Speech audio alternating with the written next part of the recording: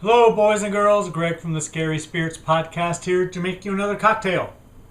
This week's cocktail is the Black Raven cocktail. And as always, it is the featured cocktail in today's episode. I'm going to start with our shaker with ice. As usual. To that, we're going to add Jägermeister. 2 ounces. It's a lot of Jaeger, I think.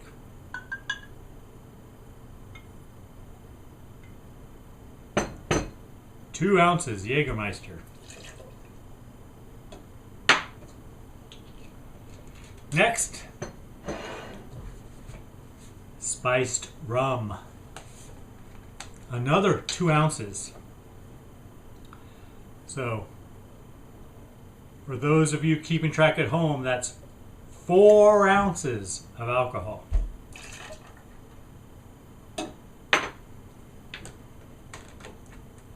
Next, silver cake shimmer, a teaspoon.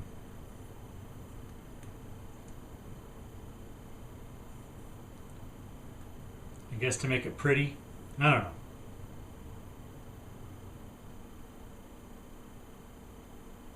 It's enough.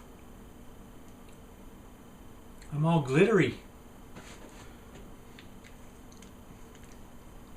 Then, some black food coloring.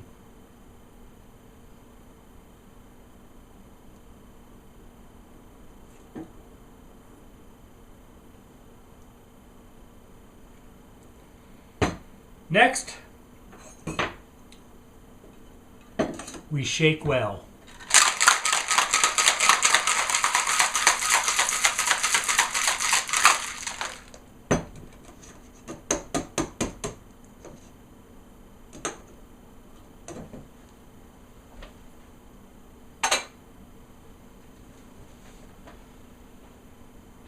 Then we pour into a glass filled with ice. Kind of muddy looking. Not sure it's black. Whatever.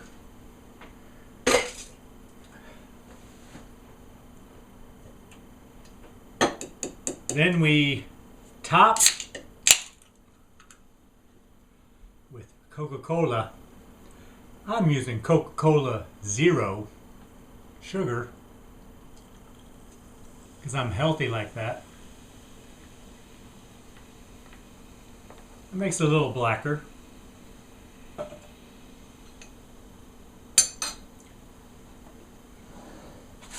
And then we garnish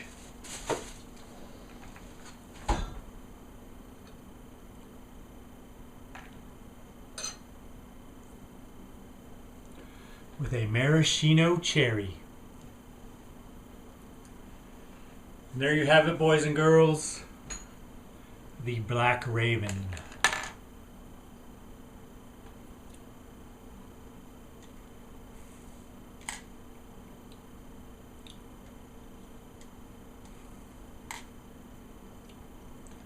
Definitely get the Jägermeister.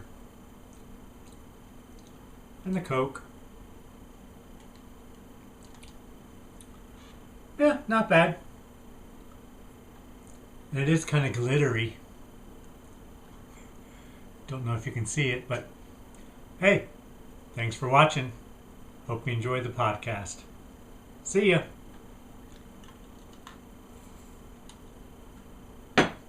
This week's episode of the Scary Spirits podcast, The Raven from 1963, begins with a quest for power and devolves into an infinite number of double crosses and an over-the-top sorcerer war. All for magic and, of course, a woman.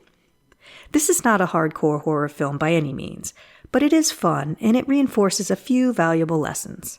First, never piss off a sorcerer. Second, don't get power hungry. And third, the ever-powerful Gen X mantra, trust no one. Stay safe out there. Cheers! Welcome to the Scary Spirits Podcast. Please be advised that the presenters may use adult language and or discuss adult situations. This podcast is not intended for younger listeners or those that may be easily offended. So, if you're ready, let's go.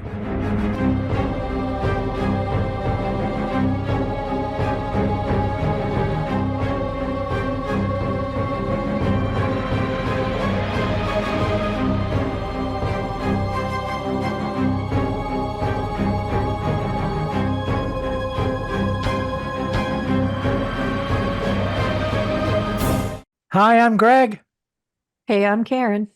and welcome to the Scary Spirits Podcast, the podcast that combines the two very different but highly compatible worlds of scary films and alcoholic spirits. What could possibly go wrong? Indeed. How are you, Karen? I'm okay. How are you, Greg? I'm okay. I was trying to mix it up. I thought if I said I was okay, you would say you were great. I know you've been mixing it up a lot lately. Have I? You brought in another person, a third party to join our little thing here, Courtney, a couple weeks ago, and Yeah, we were a throuple. now you're just okay. All right, then. So, was this your film, Karen? You don't want to explore the throuple? Okay. No, Yes, I don't even this know what was- that means, Karen. I'm going to look. Let me write that down. Thruple. I'm spelling it the way it sounds. I'll have to look that up later. Go on. Yes, this is my film this week. What film have you chosen for us, Karen? I chose the 1963 version of The Raven. So is that thruple like couple with a at the beginning? Okay. I can almost see the wheels turning in your head. Well, I wrote it down. I'm like, well, wait a minute. Maybe that should be THROU instead of you. Look at you. All right. What film was it, Karen? I'm sorry. I wasn't paying attention. I was otherwise engaged. The 1963 version of the film The Raven. The Raven. Any reason you chose this film, Karen? I believe it debuted this week. January 25th, Karen, which was, within the last week. It's close enough for Yeah. me. I'm very proud of you, Karen. Thank you. I'm impressed, I live for that, Greg. as you should. Do we have a cocktail, Karen? We do. And what would that be? It's called the Black Raven Cocktail. And how would one make one of those, Karen? Well, Greg, this jet Black Raven cocktail is made with Jägermeister and rum and is a fantastic drink. It says to serve at Halloween parties, but I'll just stop it. It's a fantastic drink. You're going to need 2 ounces of Jägermeister, 2 ounces of spiced rum, 2 teaspoons of silver cake shimmer, black food coloring ice, Coca-Cola. I'm sure you could use Pepsi or any cola, and maraschino cherries to garnish. Place the Jägermeister, rum, cake shimmer, a drop of black food coloring, and ice into a cocktail shaker. Shake well until combined. Pour into a glass filled with ice and top with your cola. Add maraschino cherries to garnish. That's a lot of cake shimmer, I'm going to say, Karen. 2 teaspoons of cake shimmer? You're going to have such fancy poop. That's a lot. Teaspoons, not tablespoons. Yeah, 2 of them, though. Well, it's extra fancy. What can I say? Well, fortunately, the black, You can't really see it. I know, but well, I can in Well, mine you because the black food coloring that I found had shimmer in it. Oh, oh, wow. I got all choked up there about that. If you spin your glass, yes, you can see it. And I put silver cake shimmer in it too. And my fingers were all sparkly, Karen, when I was making it. I'm like, ooh, I'm all glittery. I'm like ready for a Taylor Swift concert or something. I always thought maybe you would tie it into the movie and say you were hand magic Ooh, I could have with done your that. s- Fair, with but your sparkly hands. I'm not quite as clever as you, You went straight to Taylor Swift. What are you going to do? which ain't all bad, but whatever. Which era? I think that you're supposed to know an era. Anyway, it's not important. Well, the legal era, obviously, Karen. True. Don't get yourself in trouble. All right, enough of that foolishness. Should we give our friends and listeners time to make their own Black Raven cocktail? Of course. Hold on.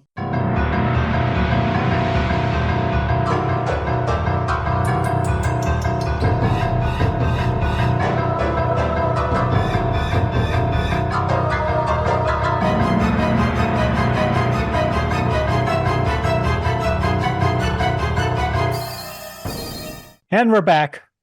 Yes, we are. All right, Karen, might you have a brief synopsis for us?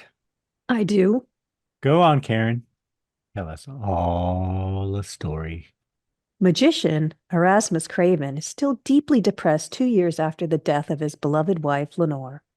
One day, he's visited by Adolphus Bedloe, who has been transformed into a raven after losing a duel to Dr. Scarabus, an evil wizard.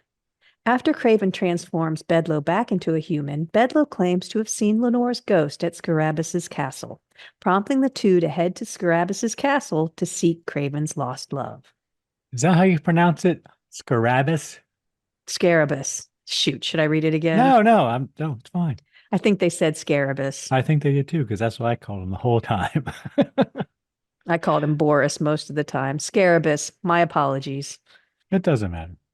I put the wrong emphasis on the wrong syllabus, or whatever they say. Well, I was, the way you did it was much, I like your version better. I'm not even, once I heard you say it, I'm like, ooh, I don't know if I can say it like that. Let me try Fancy. Fancy. Scarabus. Karen, we are a match. Excellent. As usual. All right, Karen, tell us all everything you really enjoyed in this film. I liked it. I thought it was cute. It's lighthearted fun for a horror film. Definitely different than anything we've done in a while. It's probably a horror comedy, I would say.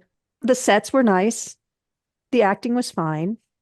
A little over the top, but I think that's how it was supposed to be. I thought the story was okay. Interesting enough, as the way these old movies go. We got to see a young Jack Nicholson. Again, I was surprised by that. I didn't remember he was in this. That's about it. What do you got? So it was billed as a horror comedy. So I kind of knew that going in, and we know almost immediately that that's what it is. Yes. Pretty much. Yeah. At the beginning. The first word I wrote, Karen, was fun. Fun. It's fun. It is fun. I wrote beautiful sets and wardrobe. It's probably a couple dresses you really liked in it. Well, there were only 2 dresses in it, Karen. So yes, there probably were a couple. It's a small cast, which I'm surprised you didn't mention. It's true. It is. And there is sequel potential, which I also didn't mention. Mm-hmm. Sort of. Another movie could follow it easily, I think. And it did, but it wasn't a sequel. Oh, no? No. Well, I'm saying the way it ended could have developed another film based on that. So it definitely. Remember when we did The Terror? Yes. And we talked about they had some more time, so they just reused the sets, and Nicholson was there and Karloff was there, so they just made a movie. Mm-hmm. So that was from this one film, yeah. Right after this film. Like, but that wasn't a sequel. That was it isn't. But right after they filmed this, they filmed The Terror. I mean, immediately. Because Roger Corman is efficient and finished probably beforehand and had extra time, right? No. He just started filming another movie before he had the first one done. It's like, I got these sets for another 3 days, 2 days, whatever it was, and I got plenty of shots of Boris Karloff walking around the castle. I'll just reuse them, make a whole new movie, and I'll get this young actor who no one's ever heard of, Jack Nicholson. He's nobody. Yeah, I'll have him do all the work. This one's better than that one. Oh, it's much better. This is the one that had the budget. True. It looks better. It's shot better. It's like they're not even this. They're like totally different movies. They are different movies, but I mean, they don't even look alike, really. This one is so much better than The Terror. Yeah, I thought the acting was fine. Of course, it's Vincent Price and Boris Karloff, and it's a small cast. So unless a couple of them really suck, it's going to be pretty good, right? And Peter Lorre, that's who that is, right? Is Peter Lorre. He plays the Mhm. same character in every movie I've ever seen him in, kind of. Because he's good at it, apparently. Well, I did not like it. It's He just, he. Well, I've seen him in other things, like film noir films. mm, The old detective things where he's much more serious. But all the horror films we've seen him in, he's kind of comic relief a lot. right.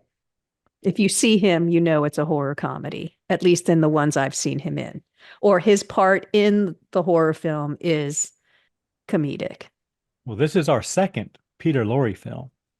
Only our second? I think so. This and A Comedy of Terrors, I think, is it. Yeah. Hmm. But Karen, do you know how many Roger Corman films we've done? No, but I keep picking them.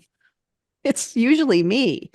I think, did you pick Bucket of Blood or did I? That was the You first did. one we did. Yeah, Okay. you picked that one. I'm going to say 6.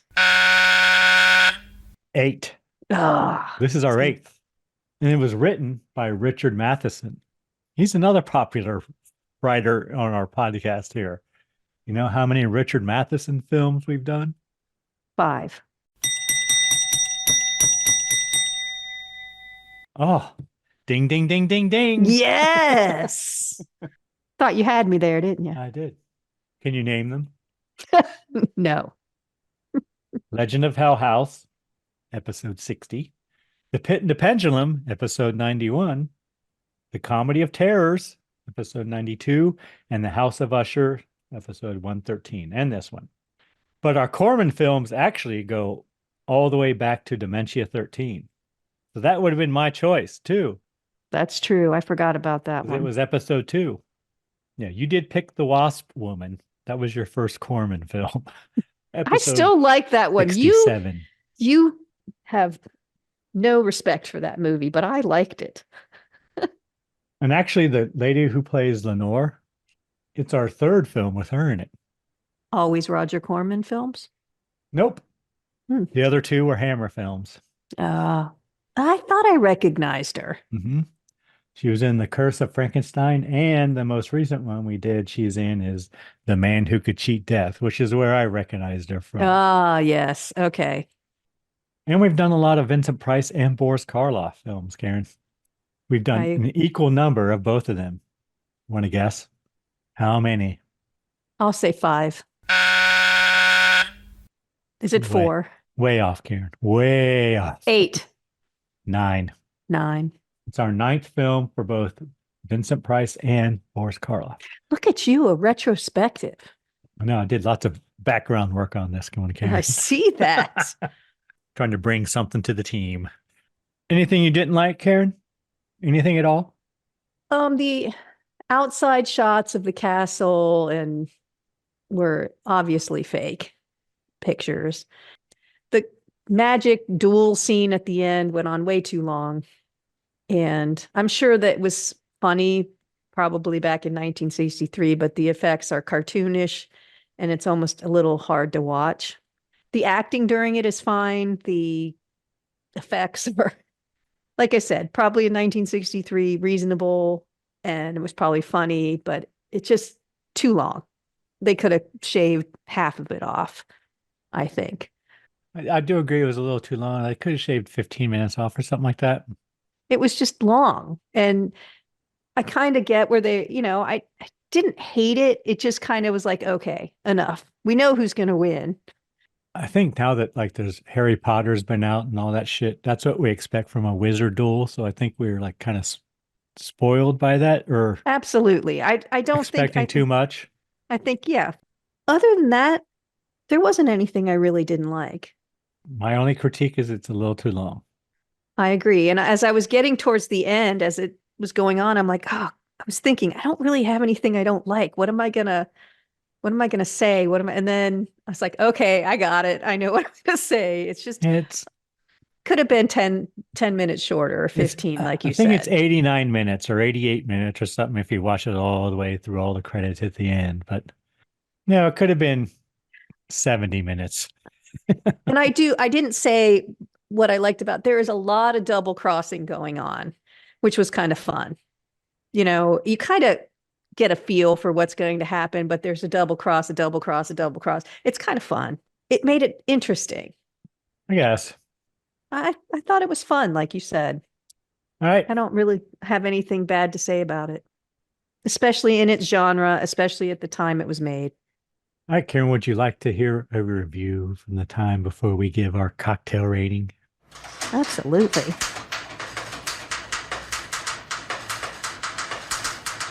What does the Critics Corner have for us? Well, first, I have to tell you that it has a 83% approval rating on Rotten Tomatoes, Wow. which is pretty high for Rotten Tomatoes. I agree. They're usually brutal. It has a 6.5 out of 10 on IMDb.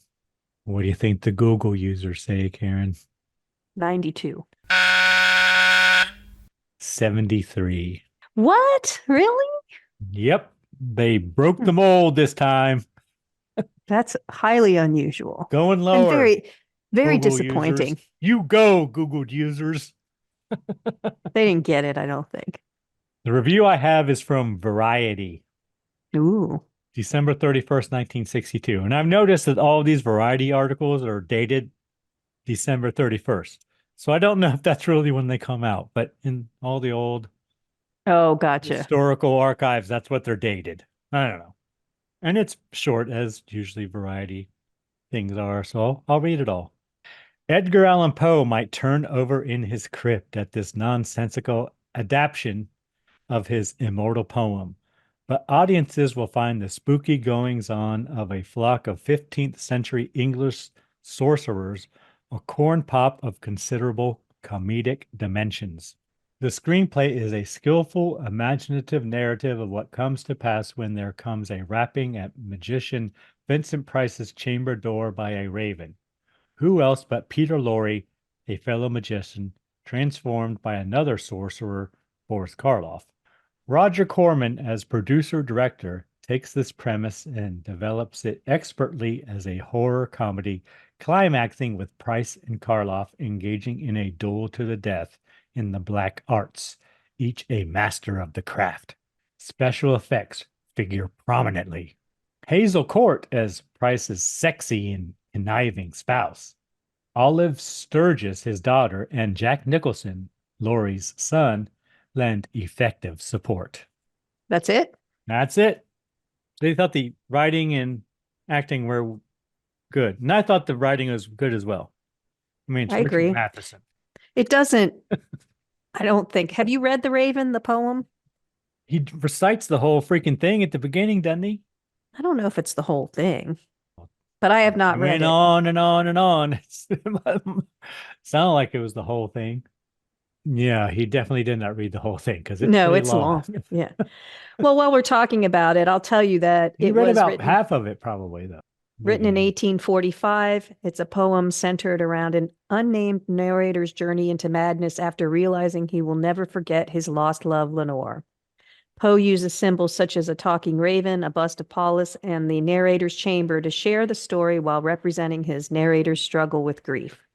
It does start, most people know, once upon a midnight dreary while I pondered weak and weary. Most people know that beginning. But yeah, The Raven, 1845. Nevermore ends lots of the stanzas, the word nevermore. I think near the end. I don't know. All about 1, 2, Oh. 3, 4, 5, 6, All of them. 7, 8, 9, 10. So the first 5, it looks like, are nothing more or something like that. And then the last ones are nevermore. Very clever in this construction, I would say. That Poe, he's a smart cookie. I haven't read a lot of Poe, to be honest. I haven't either. We've done lots of movies based on his works, though. Well, loosely, I would say. Loosely. Agreed. Based on his works. All right, Karen, what kind of cocktail rating do you want to give this film? I'd say it's a 3. I'll go with that. I might even give it a 2.5, knowing it's a horror comedy. It's fun. Yeah, it is fun. Very easy to watch. Mm-hmm. It's easy on the eyes, Karen. Well, yeah, but it's just it's just fun. And there aren't even any boobs in it. Well, there's some dresses that accentuate things, but there are not. Well, as they do, Karen. Isn't that what all dresses are supposed to do? No, Greg, not all dresses. Hate to disappoint you. All right, 3 cocktails. Are you ready to get into it, scene by scene, or anything else we need to cover? No, I think we're ready to go. All right. The Raven, 1963. First thing I wrote is tick-tock. And not what you think, boys and girls. It's a clock. Tick-tocking. You watched it on Amazon? I did, Karen. I didn't think it was a clock. I thought it was tapping, like the Raven taps. Yeah, it sounded like a clock to me. Okay. I wrote tapping, but it is rated G. Rated G. General audiences. I said, that's a surprise. I don't know if we've ever had a rated G. Hence no boobs. Oh, sorry. And of course, we see director. You know, though, before you go, it does have drinking in it. There's lots of wine drinking and he gets drunk. So, Well, there's warm milk drinking as well, Karen. Well, I mean, yeah, no, but I'm saying usually it will say alcohol use as one of our things, and there's definitely alcohol use. So I'm surprised it's a G. I get why it is. There's nothing to it. I don't know. Well, maybe we do see him. We know he's asking for wine, but. No, when he's at the second dinner, he drinks a ton of wine. Okay. The second dinner of the night, actually. Then we see writer, director Roger Corman and Richard Matheson. So, and then we hear Vincent Price reciting the Raven poem, about half of it, I think. And I did make a note of the name Lorre, which is the name of the woman in the poem. Next, we see Vincent Price, I guess, sitting in his room doing magic by drawing a raven with his hands in the air. And it's purple. It is purple. Did you know that's my favorite color, Karen? No, but I'm sure anyone from Baltimore would love to watch that. We just talked about this a couple weeks ago, Karen. That purple was your favorite color? Yeah. I'm sure it's in your file. I just don't have that at my fingertips right now. Okay. I think we talked about it at Frankenhooker with Courtney and the purple hair. Remember? Sure. Yes, of course I do. All right. And I did remember write all the important things about you, Greg. Right here, it's a beautiful room. So And he's in a fancy outfit. He's in his silk, his evening robe. I don't know. Beautiful set. So we get that immediately. And he's drawing the raven, and the window bangs open and it blows the raven away. He goes over to close the window, and immediately we get that this is going to be a slapstick comedy because he keeps knocking into the freaking telescope, which is right by the window. Which is true. But did you notice that there's always telescopes in these old films? Whenever it's set in that time frame, there's always a telescope. Is there? There was just one in The Wolfman we just watched. I don't have my notes, Kane, so I don't know. And then but I'm supposed to remember your favorite color from weeks ago. And there's always peepers. It's just funny that they always throw in a telescope to make it authentic. But yes, he does hit it a couple times. Every time he walks by it, he hits it. Yes. Throughout the whole movie. Yep. So I wrote, we know immediately it's a comedy. And then we see Vincent Price visiting the tomb of Lorre, but then he is scared by someone behind him. He's startled. He begs, he's saying, Lorre, come back to me, Lorre. And which reminds me of my grandma. She used to tell us that when she was up in the attic, when her sister had passed away, she'd be up there and she'd be scared. And she'd say, Sophie, don't come to me now. Sophie, don't come to me now. Because she was afraid up in the attic. But he's doing the exact opposite of my Nana. He's saying, Lorre, please come to me now. And then a woman's hand comes up over his shoulder and touches him. A beautiful young blonde woman's hand. Yes. Wearing a nice dress.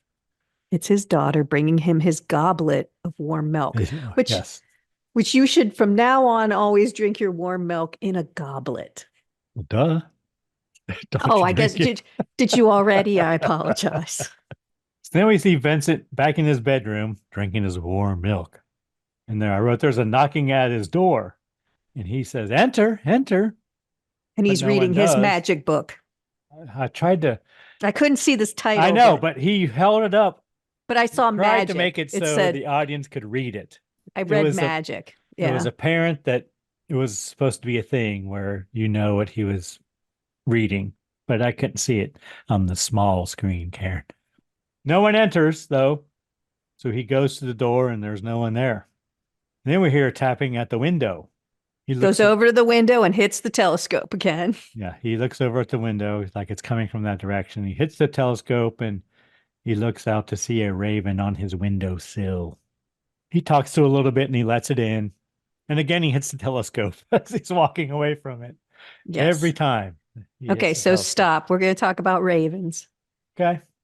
Do you know what a group of ravens is called? I had this question before, Karen. No, that was very crows. Familiar. Well, I know what a group of crows is called.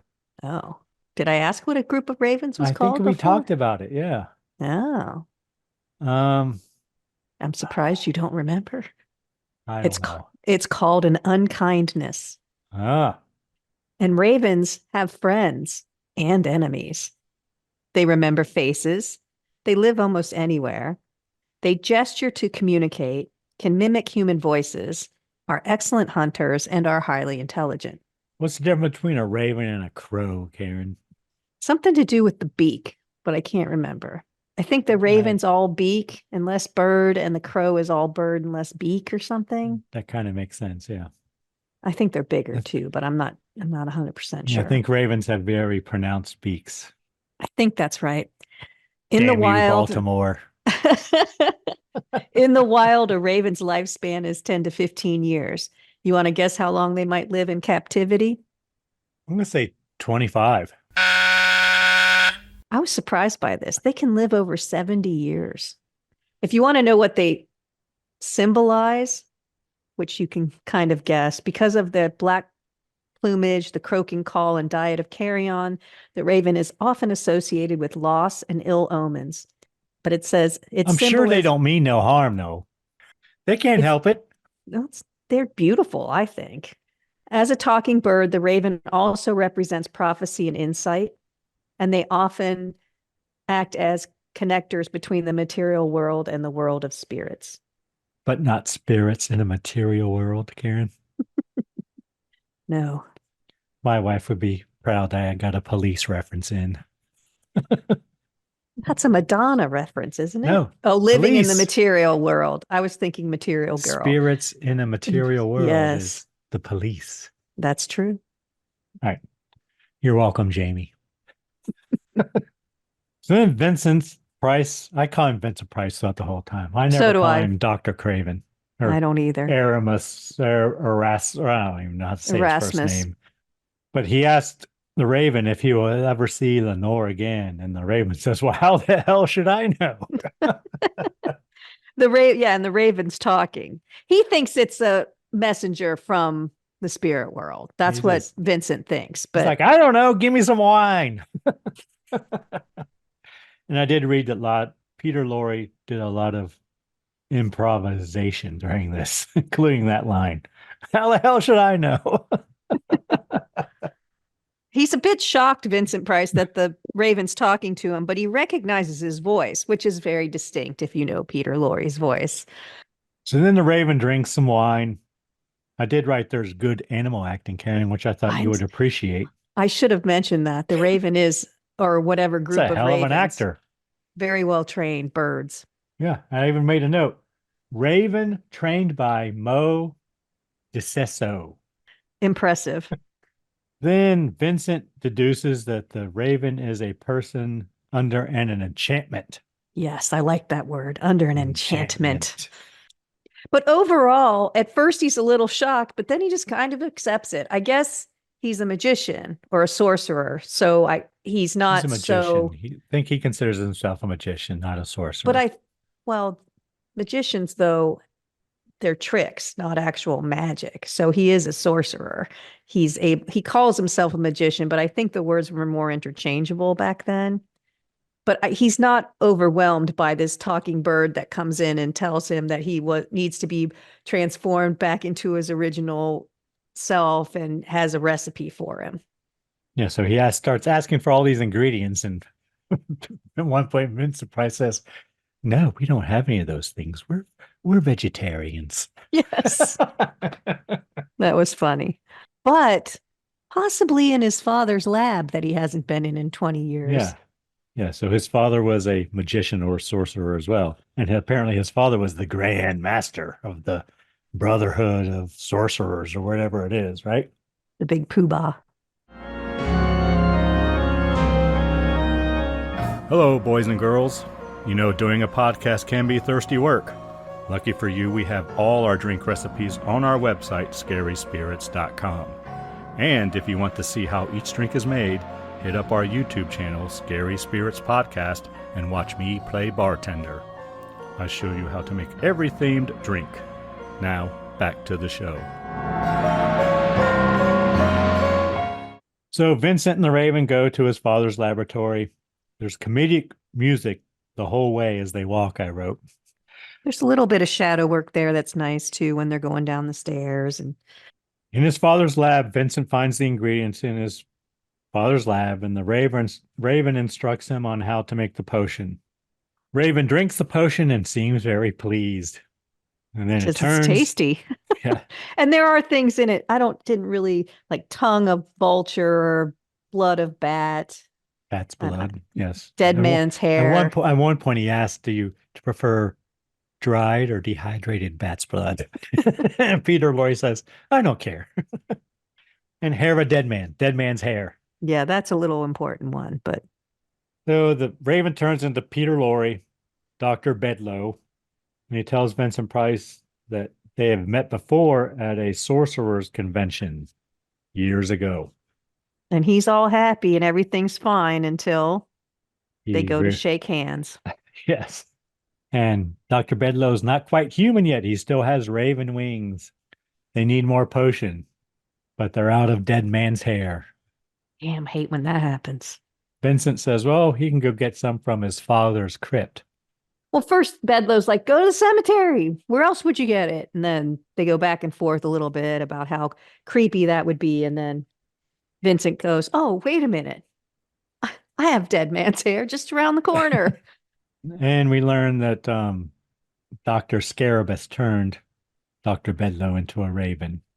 Yes. Apparently that very evening, which yes, it took me a while to realize. just that evening. Because as they're walking to the tomb, Vincent finally says, well, you want to tell me what happened? Like if someone shows up as a raven at your window, it might be the first question I ask, but hey, whatever. Bedloe got drunk, challenged him to a duel. He was turned into a raven. And the Dr. Scarabus stole all his magic materials and he wants them back, so he wants revenge. I don't know if he says that as the raven or when he's turned back. All his props. Yes. And Dr. Bedloe tells Vincent that since his father was the Grand Master of Sorcerers by birthright, he should be the new headmaster or Grandmaster or headmaster, whatever. But Vincent says, no, I prefer just to do my magic at home. So Dr. Bedloe tells Vincent he will go and seek his revenge. He does tell Vincent, too, that Scarabus did hand gestures. That's all he needed to do was his magic. And that's a big deal, apparently. Vincent tells him not to go seek his revenge. The Scarabus is too powerful. Vincent opens the crypt of his father. He cuts a piece of his father's hair, and his father grabs him and says, beware. In a very low, creepy voice. I thought that it was a good voice. And it wasn't a terrible special Didn't like my effect impression, Karen? Oh, sorry. That was amazing, Craig. Thank you, Karen. You're welcome. So then we see Dr. Bedloe and Vincent Price share a drink. But Vincent's drinking milk, of course. It's warm milk from his goblet. Yes. I think Dr. Bedloe is having a wine. That would be you and me in our castle. I'd be having a goblet of warm milk, not you. You'd be having some wine or something. I don't like wine. Well, not wine, but you wouldn't be having the milk. I might have eggnog. True. That will be our compromise. Then Dr. Bedloe asked Vincent Price to go with him to see Dr. Scarabus, but he refuses. But then Dr. Bedloe recognizes a picture of Lenore sitting there on a whatever. Because Vincent has not lived in 2 years since he lost Lenore. He is overcome. He loves Lenore. So just, he's really head over heels still, even though she's been gone for 2 years. But Dr. Bedloe says he saw Lenore with Scarabus that very evening. So they go to Lenore's crypt. Well, Vincent says that's impossible. She's been dead for 2 years. And they go back and forth, and then they finally go to her coffin casket. What's it called? Which one? Crypt. Well, no, what's she in? She's in a... She's not in a coffin. She's in a crypt because it's a stone. Oh, because it's stone. Casket. Okay. And then they do this whole thing where they fold the cover that's on it very delicately, and then Peter Lorre just throws it behind him. Yes. After they like make they're sure folding the American flag, and then he just throws it backwards. I wonder if that was ad lib too. It's funny. But they open it, and there is a body there, Karen. A red-headed body.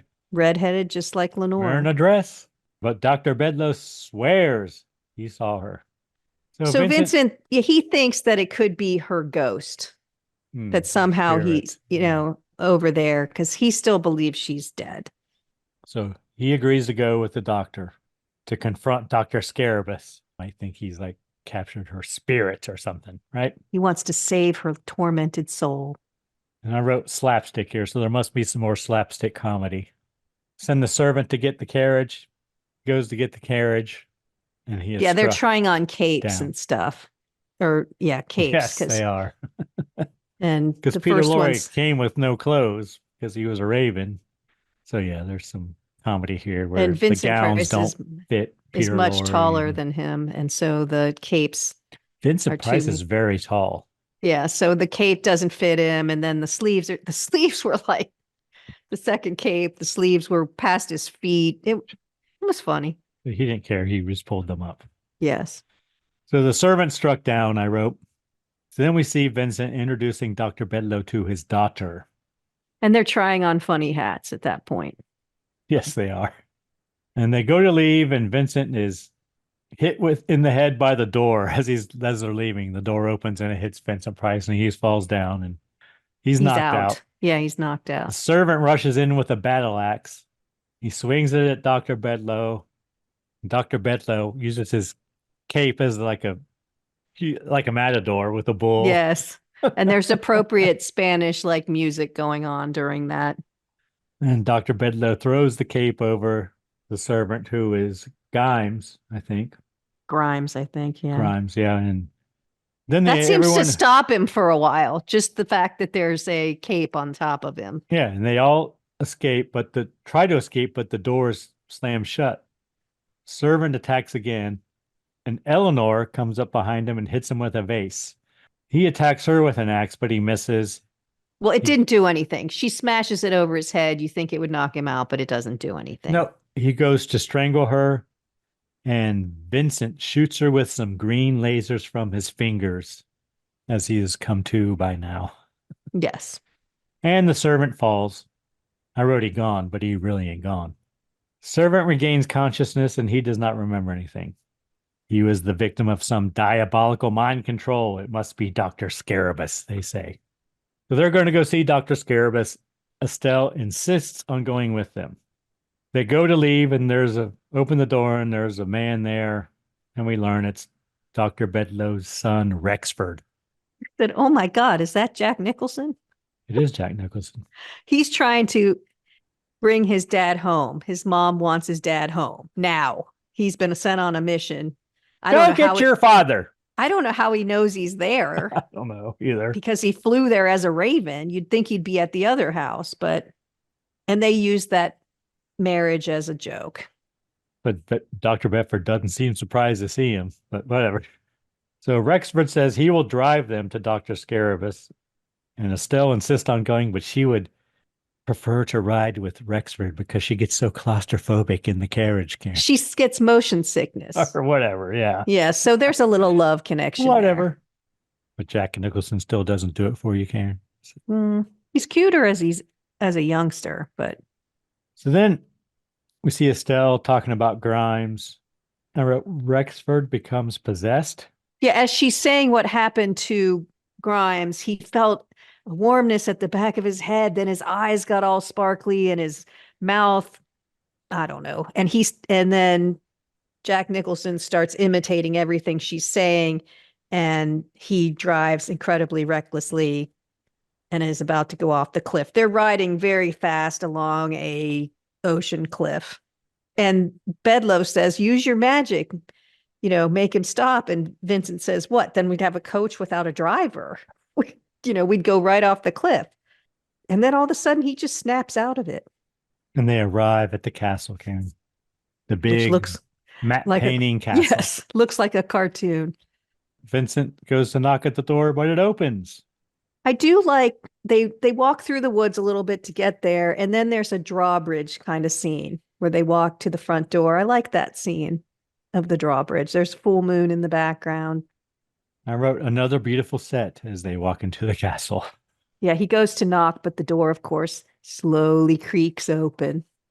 No one wants to go in, but Dr. Bedloe sends Rexford. When it opens, you see there's a huge fire pit in the middle of the room. Yeah. Yeah, I don't know how that works, but with like 3 stone bird figures around it, which like I was gargoyles. Well, they're like birds, though. They are birds. Mm. I was like, ooh, is that like tied to the raven somehow? I didn't know. I thought they were dragons. They're birds. So Rexford goes in and he says, well, there's no one here. So then they all enter after him. And the doors close behind them and lock. It is a nice set. Then Dr. Scarabus comes down and welcomes them all. He comes slowly down the stairs because there are no handrails. And they're very uneven stairs as well. Yes. So he is very slow coming down because he's an old man. It's Boris Karloff. Yes. Right here I wrote, Vincent Price towers above him. Like I thought Boris Karloff was a pretty towering figure, right? Tall guy.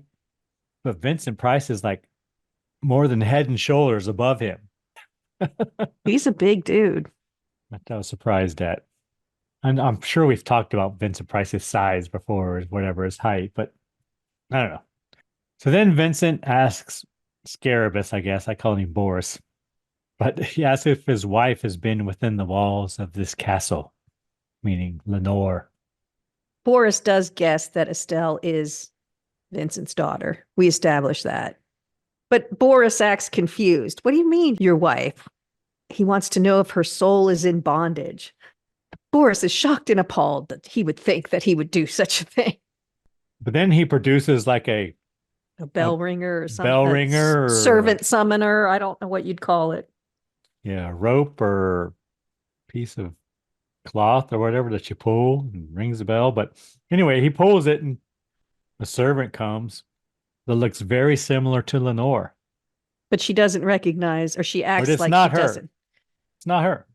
Oh, it's not her. It's a red-haired female. Okay, I couldn't figure out. In a lovely dress, but it's not Lorre. Okay. So then... And then Vincent apologizes. And believes it's a misunderstanding. But Scarabus asks them to join him for dinner. And Scarabus waves his hand and the table is set with food. Waves his hand. So it's got to be... Table's full of food. Right. But they were at dinner before when what's-his-name got turned into a raven. So this is hours later. This is the second dinner for Bedloe. It's a late dinner for the cool kids. So then Scarabus and Bedloe discuss why Bedloe was turned into a raven. Apparently he tried to kill Scarabus. See, I didn't get that whole duel thing at the beginning when they were talking about it. Well, Bedloe's drinking heavily, and then Boris is trying to convince Vincent that Vincent's father and he were really good friends, and he admired him more than any other man. He says they were competitors, but not enemies. Yes. How old is Boris compared to Vincent? At this point?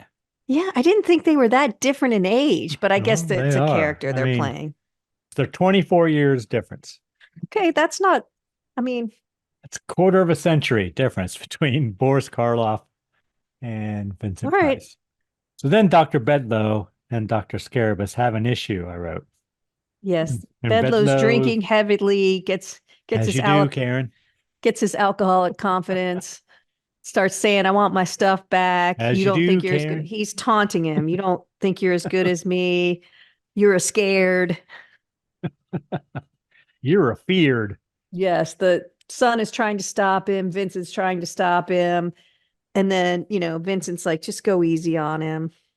But Bedloe has his suitcase full of things and starts to attack Boris, Yeah, they have a challenge, and starts speaking Latin.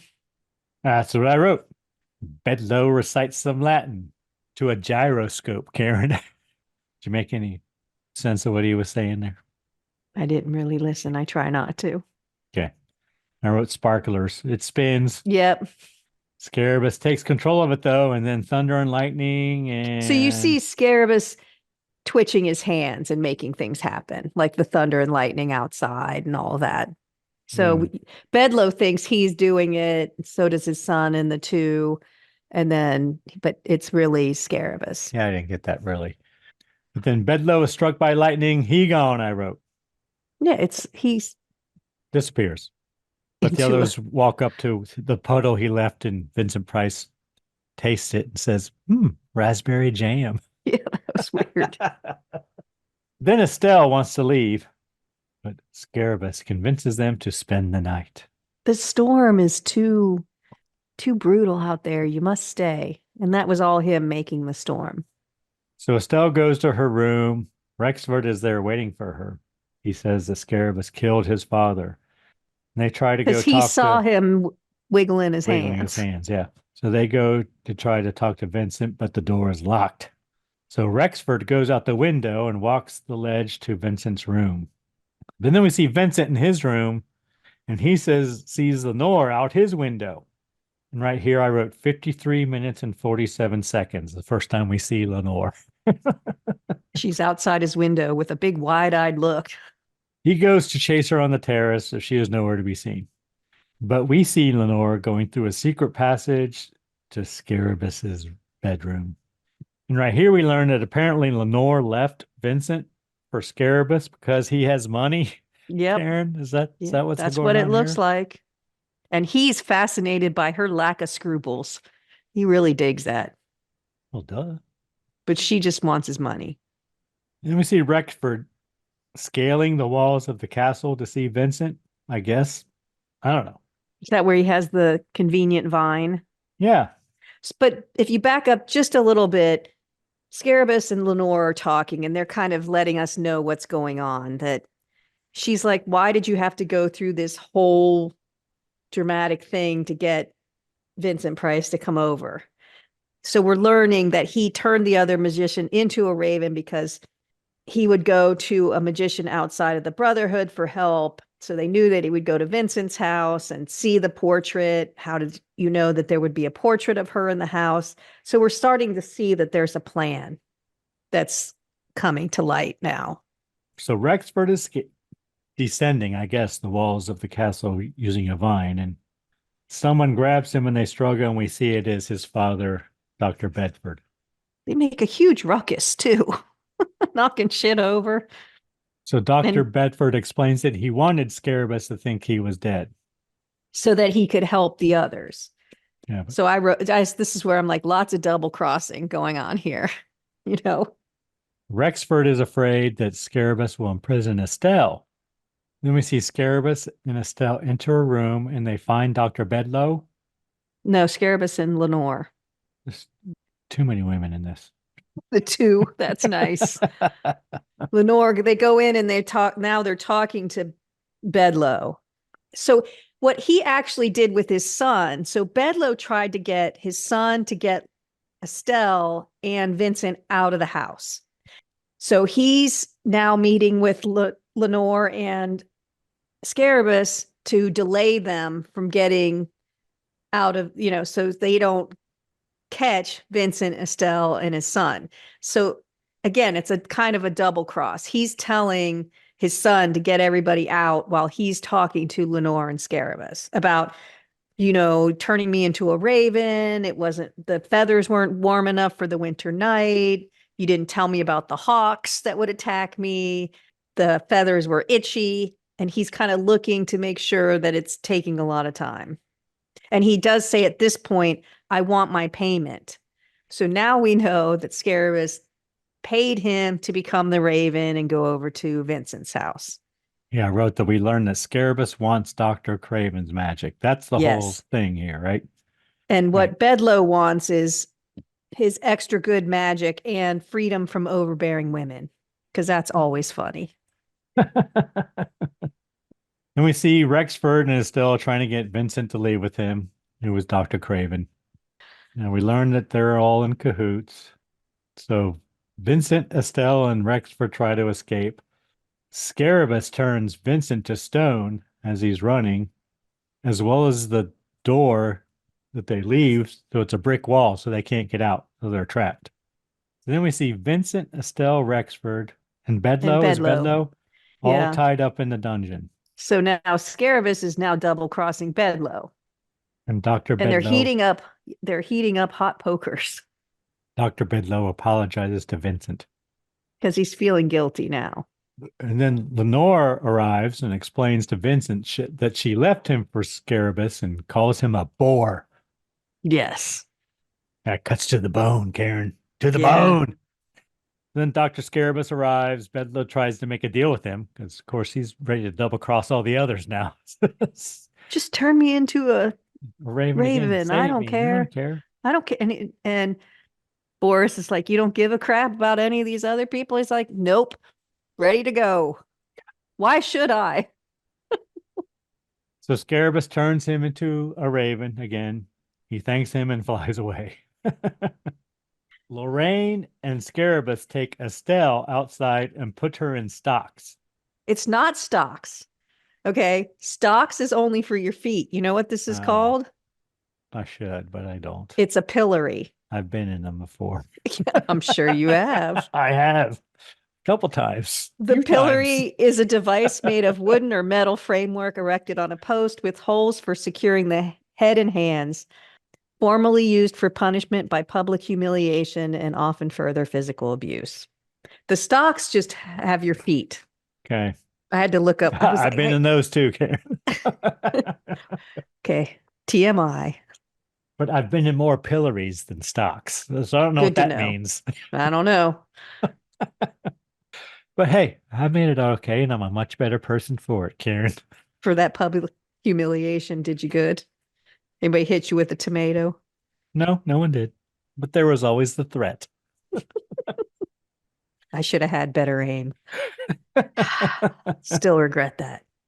So then a servant unties Vincent so he can watch Estelle, but his hands are still tied, right? Yes. Because they're using Estelle to get to Vincent.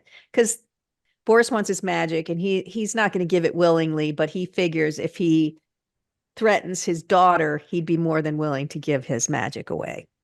So Scarabus forces Vincent to choose between his knowledge and his daughter, or his magic, whatever. Then Dr. Bedloe arrives as a raven and frees Rexford. He unties him, right? Yes, he chews through the rope. So Rexford attacks the servant, allowing Vincent to free his hands. Vincent and Scarabus point their hands at each other. It's hand magic. Yes. It's a battle of the hand lasers. And right here I wrote, Vincent wins.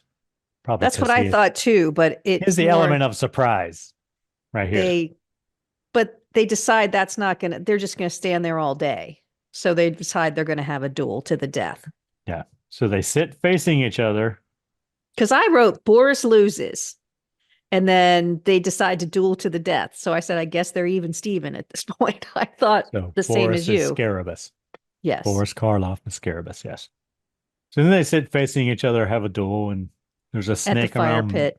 Yeah, there's a snake around Vincent's neck, and Vincent doesn't like snakes. He turns it into a scarf. But he did say later he did not like that snake around his neck. He does not like snakes. And then there's a bat thrown at Scarabus, and he turns it into a fan, fans himself. I thought there was Batman music going on with these cartoon weapons, too. And then there's daggers thrown at Vincent, and he blocks them all. And then there's a cannon lit by Scarabus, but Vincent blocks them all. and sends them back, and it explodes above Scarabus, and there's confetti like he won Yes. the Super Bowl, Yes. which is just a couple weeks away, boys and girls. And the others watch. And then there's gargoyles, right? So it felt like the gargoyles were supposed to come to life, right? Yes. And attack. I said he's going to turn them into kittens because I thought and that's not what he does. But apparently they didn't have the budget to see the actual gargoyles attack, so we just get flashes of gargoyles thinking they're going to attack. But Vincent's chair levitates and he turns them into puppies. Yep. Then he dances in the air in his chair. What kind of puppies were they, Karen? Were they? They look like mixed breeds, but I don't know. They did to me. Maybe beagles. A little bit of beagle, something like that. So then Vincent's chair descends and Scarabus opens the floor underneath him, revealing a pit, and he falls, and Vincent goes down into a pit, and he flaps his arms like wings to get back up above. And then Vincent sees his father sitting across from him like an optical illusion. Yeah, corpse of his father's corpse. And then he appears to be impaled by a spear, Karen. Yes, we think it's over. He gone. Then Scarabus goes up to investigate the body and the wounds and finds that Vincent is a sawdust dummy. Yep. And then Vincent is above him and drops eggs on his head. Yeah. You think with that element of surprise, he could have taken him out, but nope, he just drops eggs on his head. Well, he had to use all of his energy to produce the eggs. I see. Well, you can't get eggs out of nowhere. So then Scarabus causes the chandelier to fall that Vincent is sitting on, right? Because he's up above sitting on the chandelier. And then he goes to again investigate his body and finds that he looks like he's dead again. Yeah, and finds that Vincent is made of yellow canaries. And now so Vincent then takes over Boris's chair. So they've switched sides at this point. Scarabus throws balls of fire at Vincent and he repels them all. But they hit the wall, which is concrete, and it starts burning. So it's very special fire. There's tapestries, I'm sure, on the walls. No, it's just hitting. Every castle has tapestries, Karen. Okay, but they're showing it hit the gray stone wall. But whatever, it's fine. Anyway, the castle begins to burn and crumble. Scarabus causes it to fall on Vincent, or at least part of it. But he pulls out an umbrella, Karen, so he's fine. Dainty little umbrella, so he's fine. With tassels. Yes. He's fine, I wrote. And then they point hands at each other again. They do their laser war again. Scarabus is too weak. He falls. And then Lenore tries to get back with Vincent. Yes, she says, "Oh, I'm not under his spell anymore now that he's defeated." But the kids and Vincent leave. But he spurns her. Castle burning. The castle implodes on Scarabus and Lenore. They go. Vincent, Estelle, Rexford, as well as Bedloe as the Raven escape. They get in the carriage. And we see the castle in flames. They ride away. And Scarabus and Lenore rise from the rocks. Scarabus's magic is not as good as it was, but he tries to restore Lenore's dress. Oh, yes. Then we see Vincent and the Raven, Bedloe, in his room. And Bedloe wants Vincent to be the new Grand Master of the Brotherhood. With his help, with him by his side. And he wants him to restore him to a human. And Vincent says he will take it under an advisement. I'll think about it. Then Vincent tells him to shut his beak and closes his fingers, making the Raven close its beak. And then he turns to the camera, and says, "Quoth the Raven, nevermore." Credits. The end. All right, Karen, what'd you think of your Black Raven cocktail? It's good. I would like it with less Jägermeister or none. It's like rum and Coke with an extra kick.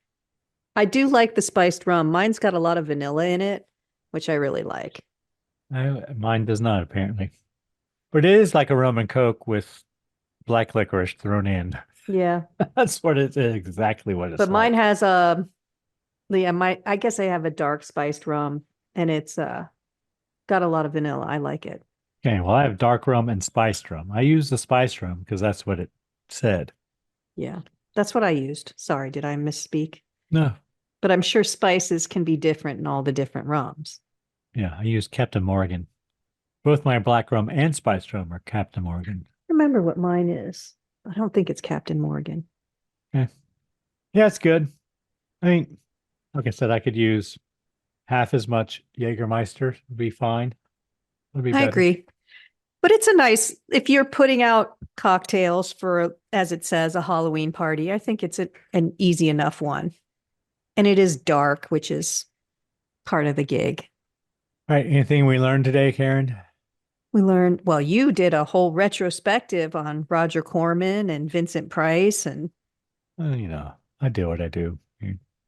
you were on fire. You got a police reference in there. Yeah, I did, didn't I? Told us you've been in stocks more than pillories. We talked about the Raven, the poem itself, and about At tourist attractions, Karen. At tourist attractions. whatever you. Mhm. That's what I meant. About ravens themselves. I like that a group of ravens is called an unkindness. It's a little rude. They didn't do anything, but whatever. No. Is So that that's- it? Yeah, that's pretty much it. All right. I guess, are we ready to move on to the next film, Karen? Yeah, it's your choice. What do you got? Oh my God, is it my choice? The film I have chosen is the film Alien from 1979. Excellent. Do you have a drink to go with that? I do, Karen. And what would that be? It's called the Alien Cocktail. Excellent. Please tell me it's green. Is it green? See what I did there, Karen? Yes. Big jump. Well, we're going to need Cointreau or triple sec, but we have Cointreau, blue curacao, Chambord, and Red Bull. Oh, Red Bull? Yep. Wow. Red Bull. We record these at night, right? Yep. We're going to mix and serve over ice cubes. There you go. Mix all of those ingredients. Anyone you need to thank this week, Karen? Well, Greg, I want to thank our listener. There are a lot of podcasts out there. Thank you for spending time with us. What about you, Greg? Who do you need to thank? Karen, I need to thank once again the band Verse 13 for providing all the music in the Scary Spirits podcast. The music definitely makes the podcast better. Anything else, Karen? Please drink responsibly. Yes. Thanks for listening to the Scary Spirits podcast, where the movies might be iffy, but the drinks are always solid. We would love to hear from you.